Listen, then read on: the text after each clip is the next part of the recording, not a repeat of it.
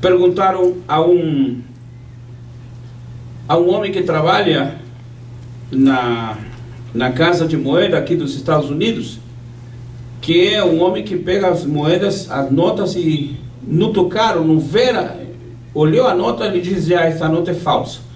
Descobre na hora. Aí um repórter pergunta a esse homem, disse: quanto você estudou para descobrir a nota falsa? Ele disse: não estudei nada. O repórter disse: você não estudou nada para descobrir a nota falsa? O homem disse: não, eu só me especializei na nota verdadeira. Porque conhecendo a nota verdadeira, assim que olhar a nota falsa, já saberei que não é verdadeira. Então, uma pessoa que não tem muita experiência vê as duas notas, a verdadeira e a falsa, e não sabe qual delas é a verdadeira. Essa é a grande estratégia de Satanás: tentar mostrar uma inverdade como que se fosse a própria verdade. E com isso o diabo engana muita gente. Em Mateus 4, versículo 3, temos outro exemplo. O diabo perguntou a Jesus: se tu és o Filho de Deus. Quase toda essa frase é verdadeira. Não. A única coisa que não é verdadeira é aquela palavra "se", que o diabo usou. Se tu és o Filho de Deus. Toda a outra frase é verdadeira. Tu és o Filho de Deus. Isso é verdade.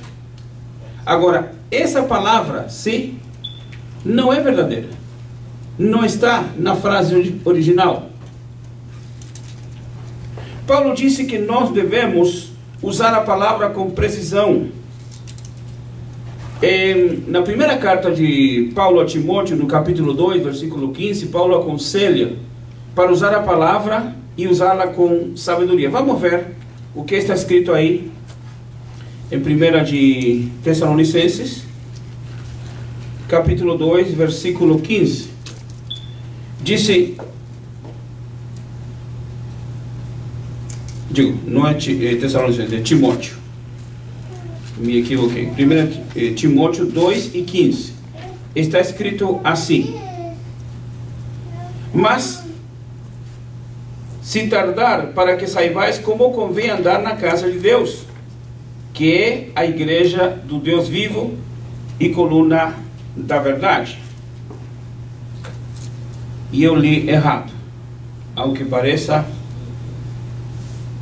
1 Timóteo 2 e 15 disse: salvar-se-á, porém, dando a luz, se permanecer com modéstia na fé, na caridade e na santificação. É necessário entender, este texto eu escrevi errado aqui. Muito bem. Quando Paulo disse a Timóteo para usar a palavra com sabedoria, quando Paulo disse a Timóteo para apresentar-se como um obreiro, e que nessa apresentação o obreiro saiba manejar a palavra da verdade.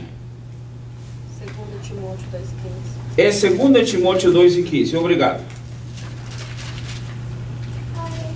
Disse: procura apresentar-te a Deus aprovado como obreiro, que não tem de que se envergonhar, que maneja bem a palavra da verdade. Esse manejar, esse verbo manejar, alguns traduzem, é traduzido e é analisado de duas maneiras. Alguns dizem que usar a palavra da verdade, alguns quereriam dizer que este verbo manejar seria como quem usa uma espada naquela época para se defender, para lutar, para atacar. Então a espada era um instrumento de guerra, um instrumento de luta, um instrumento de defesa, um instrumento de ataque. Era também um instrumento de preservação, ou seja, preservar a vida.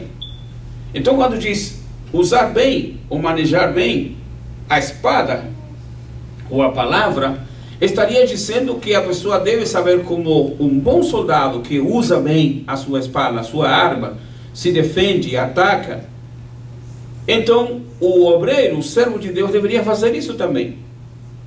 Há outros que interpretam este verbo manejar como sendo aquele que sabe cortar, ou seja, este verbo seria usado mais para uma parte culinária, uma cozinheira, um cozinheiro que vai preparar um frango, tem que saber cortar o frango nos lugares certos, saber preparar, saber distribuir, saber cortar no lugar certo, saber separar e separar com sabedoria, separar com profissionalismo.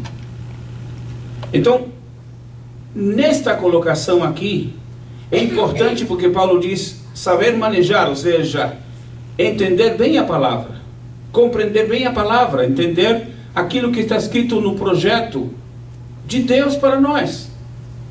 Porque conhecendo a verdade nos libertará. Muitos crentes usam esse texto bíblico como sendo um texto só para evangelismo. A pessoa que não conhece a Jesus diz: e conhecereis a verdade vos libertará. Ou seja, eu já conheço o Cristo e já estou liberto. Liberto, sim, da ação do diabo, liberto da força do pecado, liberto da condenação eterna, isso sim. Mas há muitas coisas que prendem uma grande quantidade de crentes. Há muitas coisas que prendem ainda a muitos servos e servas de Deus. Preconceitos, dificuldade no seu caráter, dificuldade no seu temperamento, certas atitudes, uma carnalidade muito forte na vida do cristão. Isso prende, isso atrapalha, isso pressiona, isso complica a vida do cristão. Nós precisamos depender do Espírito Santo para não esquecer, confundir ou diluir a palavra de Deus nos momentos de confusão. É interessante que nos momentos de confusão, quando o crente está passando problemas, enfrentando dificuldades, tendo grandes momentos de luta, são poucos os crentes que vão estudar a palavra de Deus. Muitos crentes vão para a oração. E é bom, não é ruim orar. É bom. Mas oração não é tudo. Existem orações e orações. Existem momentos e momentos na presença de Deus. É necessário estudarmos a palavra do Senhor, compreendermos a palavra do Senhor para poder entender qual é o propósito de Deus para a minha vida. A voz de Satanás sempre apela para as emoções, para os sentimentos. Como temos em Gênesis capítulo 3, verso 5. O diabo disse para a mulher: sereis como Deus. Quando o diabo disse isso para a mulher, eu acredito que na mente da mulher aconteceram muitas coisas. Poxa, ser igual a Deus, ser como Deus. E é tão fácil ser igual a Deus. É só pegar o fruto e comer. Ou seja, é uma ação tão pequena para uma coisa tão grande. O diabo diz: Deus disse para vocês não comerem do fruto, porque Deus sabe que o dia em que vocês comerem, vocês serão igual a Deus. E isso na mente da mulher é como um impacto. Poxa, ser igual a Deus, que maravilha! Então vou pegar o fruto. Aí a mulher olha para o fruto, e quando ela olha para o fruto, vê que o fruto é bom, é bonito, é agradável para se comer. Foi dada a ideia, foi dado o pensamento, foi dado o projeto, e a mulher então se direciona para a árvore e vê o fruto e vê que é bonito. Entende que esse fruto pode ser saboroso. Mas ela não está tão preocupada no sabor desse fruto. Ela está mais interessada no que ela vai conseguir ao comer esse fruto. Porque o diabo diz: sereis como Deus. Poxa, quem é que não quer prosperar, crescer, alcançar coisas maiores e melhores? Quem é que não quer? E detalhe, fazendo pouca coisa. Não é grande sacrifício. É só pegar o fruto e comer. E já é como Deus. É tão fácil. É isso que o diabo oferece. É essa propaganda de Satanás. E essa mensagem que o diabo passa para o crente, que alcançar o que a pessoa quer, o que a pessoa deseja, é tão fácil. O diabo sempre apela para a emoção do ser humano, para o sentimento, para o desejo, para o ponto de vista, para a facilidade. São os argumentos que o diabo sempre usa e o diabo sempre ganha com isso.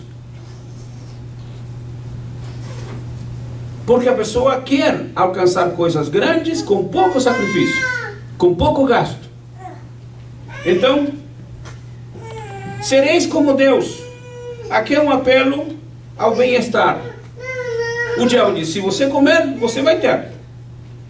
Quando o bem social, as emoções, o sentimento sem a razão para fazer alguma coisa, quase sempre há uma probabilidade significativa que essa não seja a vontade de Deus. Quando aquilo que estamos fazendo, queremos fazer, agrada só ao nosso corpo, ao nosso físico, ao nosso sentimento, à nossa emoção, às nossas aspirações, aos nossos desejos, quando aquilo que nós estamos buscando só agrada ao nosso orgulho, à nossa grandeza,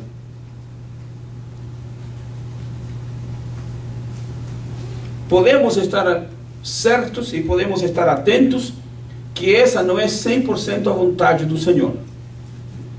Ali tem alguma coisa que não é de Deus. Não significa que Deus não está interessado em preencher as nossas necessidades emocionais. Não é nada disso. Não significa que Deus não está preocupado em nossas necessidades materiais. Também não. Mas se aquilo que nos está sendo oferecido, se aquilo que nos está sendo colocado com bandeja ou em bandeja, com toda a facilidade, com todas as possibilidades, tendo o mínimo de trabalho, o mínimo de sacrifício, e o lucro é muito grande, pode ter certeza que há alguma artimanha diabólica ali. A razão primária de Deus nunca será puramente emocional. Deus está tratando de formar você e eu à sua imagem. Ele está tratando de se revelar para que nós tenhamos condições de saber discernir entre uma situação e outra, entre uma voz e outra. Nem toda voz que a gente ouve é de Satanás. Tem a voz do meu desejo, do meu sentimento, da minha aspiração, da minha vontade, do meu orgulho, da minha vaidade, da minha ignorância, da minha prepotência. Tem essa voz também. E tem a voz de Deus, que é muito clara e transparente. A voz de Deus é aquela que estrutura, que forma. E a voz de Satanás que convida a alcançar coisas que são fáceis, supostamente agradáveis, supostamente boas. Quando Acã viu ali naquela tenda um manto babilônico, eu acredito que os olhos dele se encheram de vontade, de desejo, de ter um manto desses, bonito, caro, fino. E ainda algumas outras coisas, de ouro e de prata. Seria muito bom. E isso não vai trazer problema para ninguém. Ele pegou, guardou, levou para sua casa e escondeu. Deixa passar um tempo, deixa que a poeira abaixe. Vamos esperar.